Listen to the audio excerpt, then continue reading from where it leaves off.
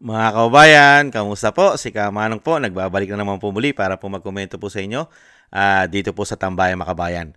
Maganda umaga po muna, tanghali, hapon, gabi. Madaling araw po sa ating lahat, mga kababayan. Sana po nasa maayos po tayong kalagayan lahat. Samahan niyo po inyong lingkod, mag-umpisa na po tayo.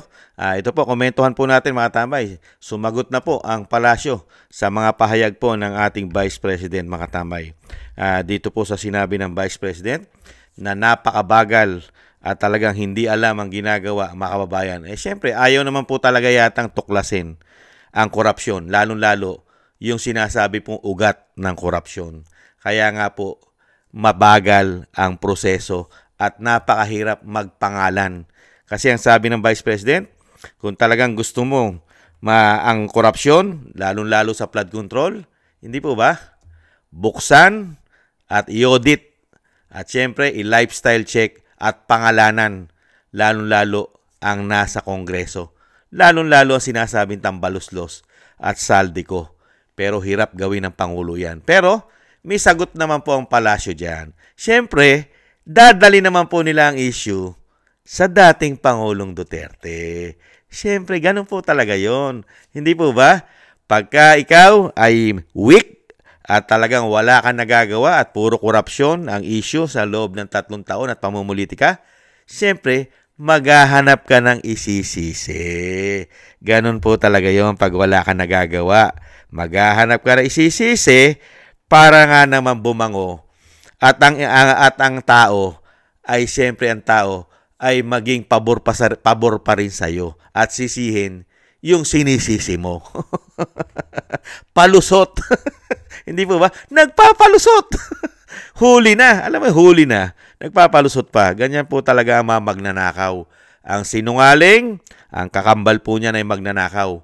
Kahit na huli mo na sa bibig, mga kabayan, at sa nakikita mo na yung mga ginawa, magsisinungaling at magsisinungaling po yan.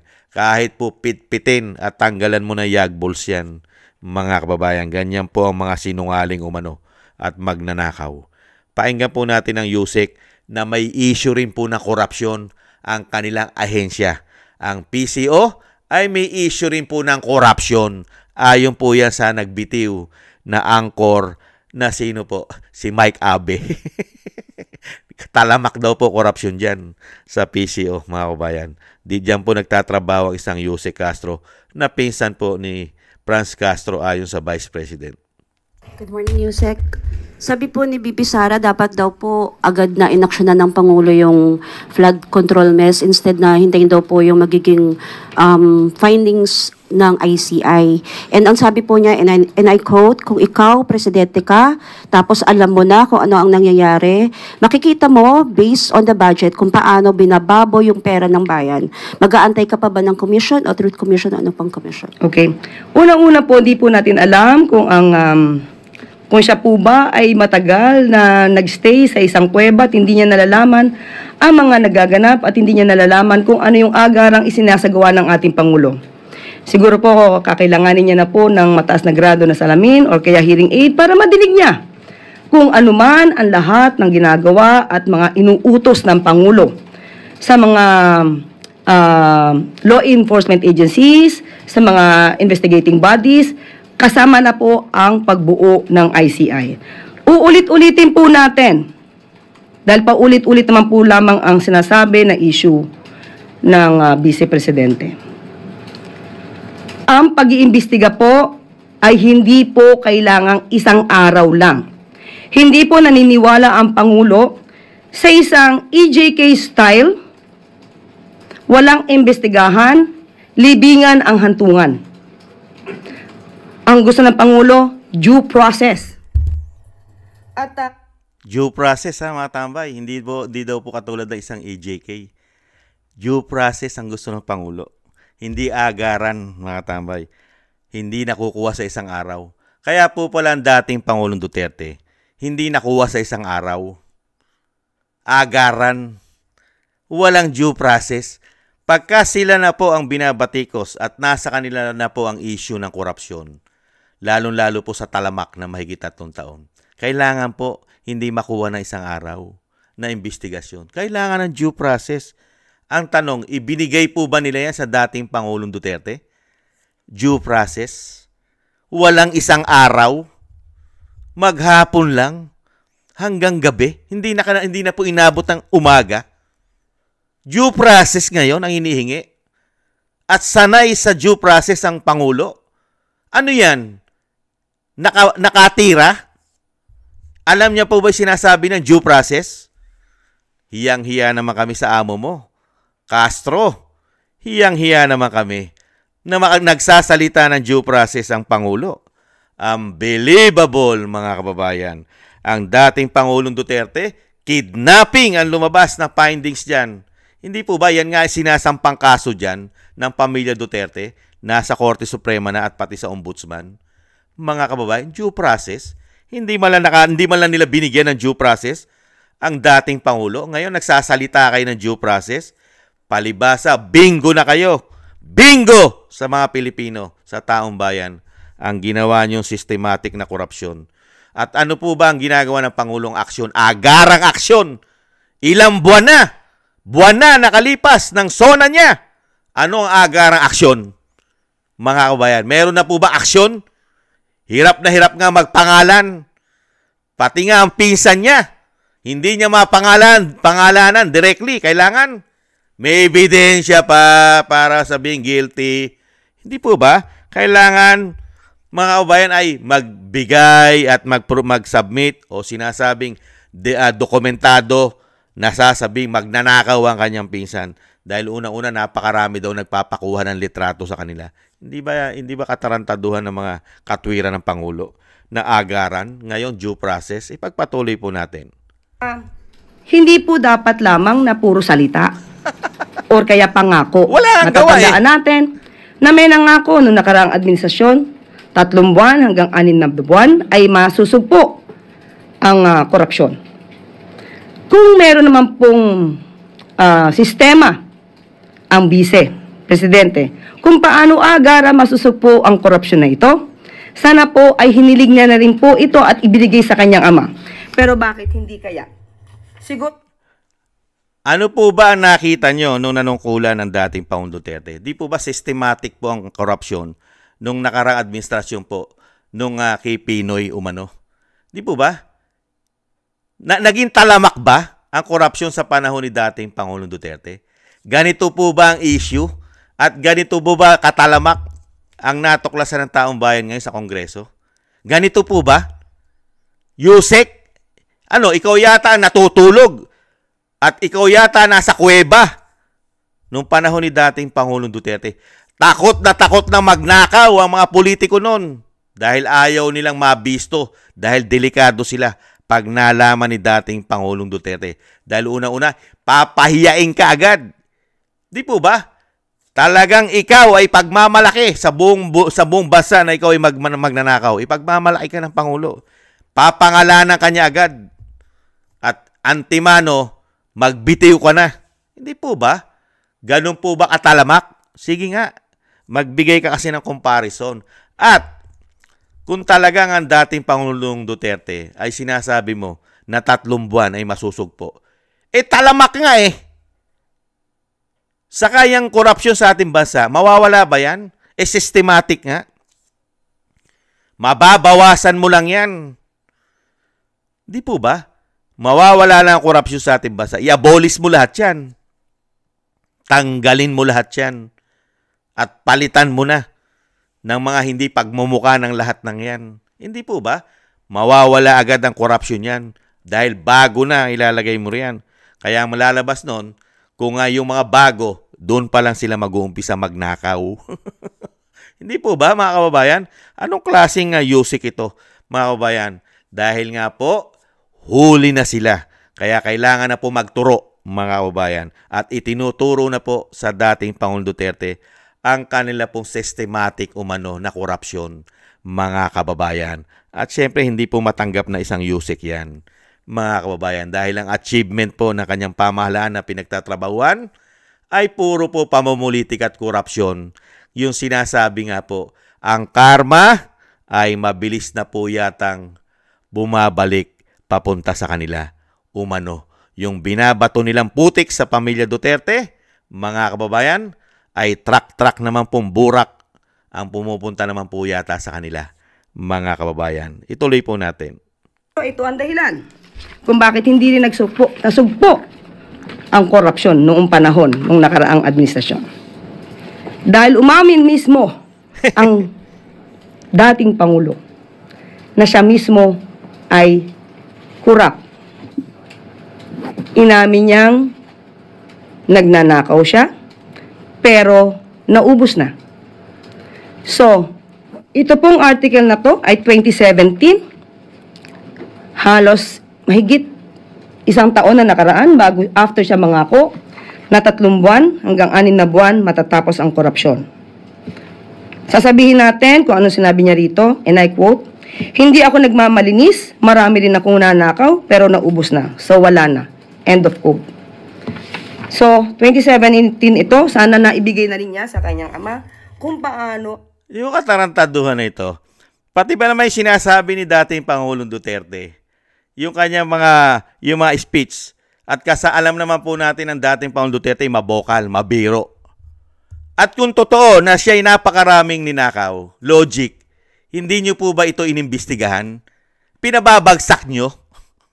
Sige nga, pinababagsak nyong pilit ang dating Pangulong Duterte at pinatapon nyo na nga sa dahig na sinasabi nyo kailangan ng due process.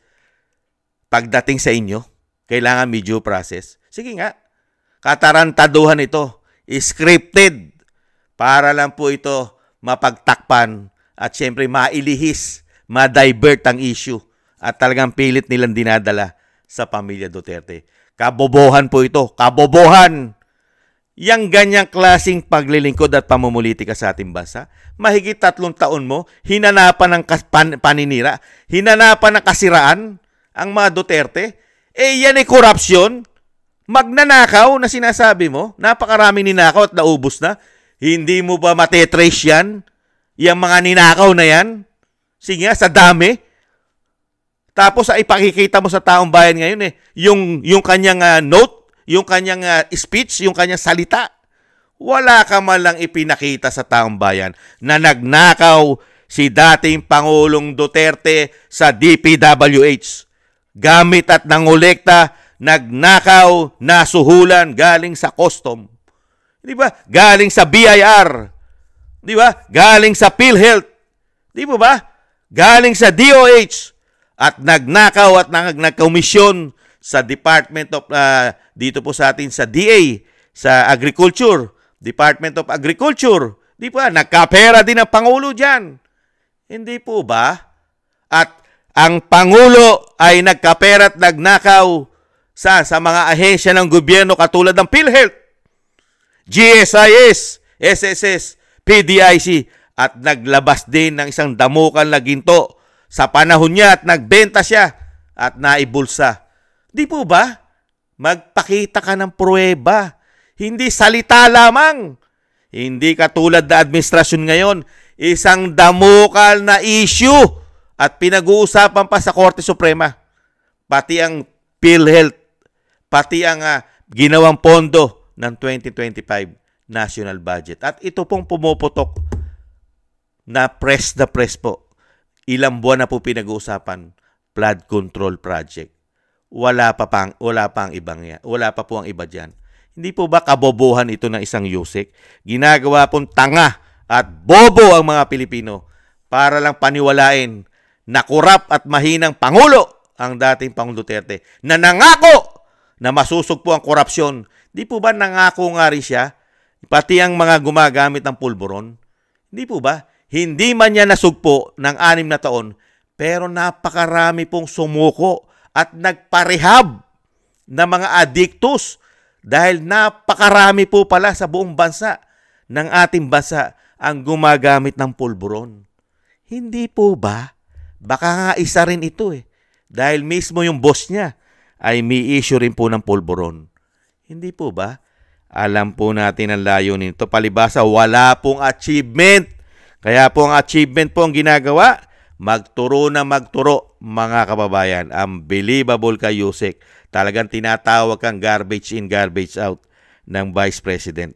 Agarang masusugpo ang korupsyon. Grabe, no? Agaran masusugpo ang korupsyon. Ni wala ka malang binanggit.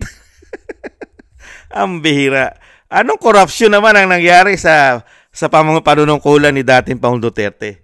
Ni wala ka malang binigay na comparison na sa panahon ni dating Pangulong Duterte ay napakalala ng korupsyon at hindi niya nasugpo.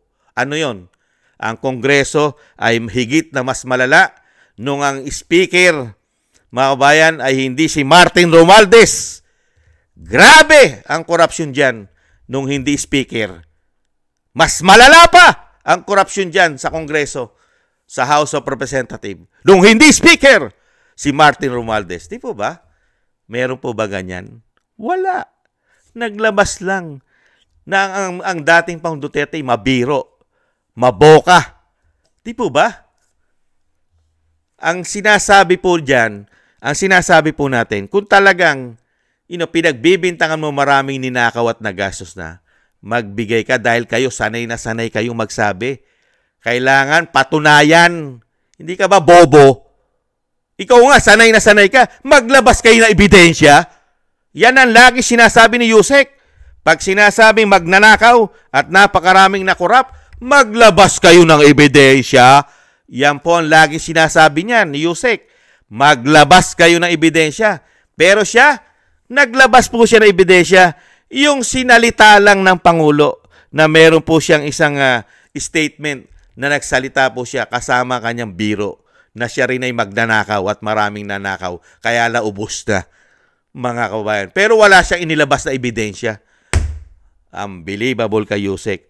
Pero pagka sa kanila po ang korupsyon, kailangan may due process, mga tambay. At kailangan po may ebidensya. Ganyan po kawawalang hiya. At hindi po sinagot directly.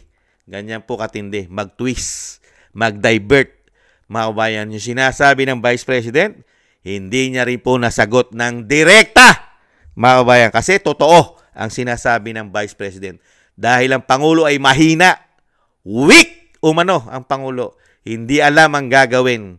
Dahil kung talagang siya hindi sangkot sa korupsyon, matagal niya na pong pinangalanan yan.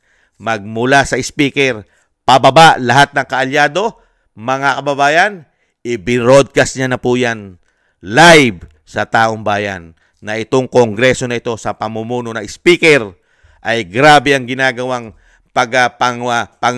pang-aabuso sa pera ng bayan. Pangungurap umano sa pera ng bayan. Di po ba? Kung hindi po siya sangkot o involved dito umano. Systematic.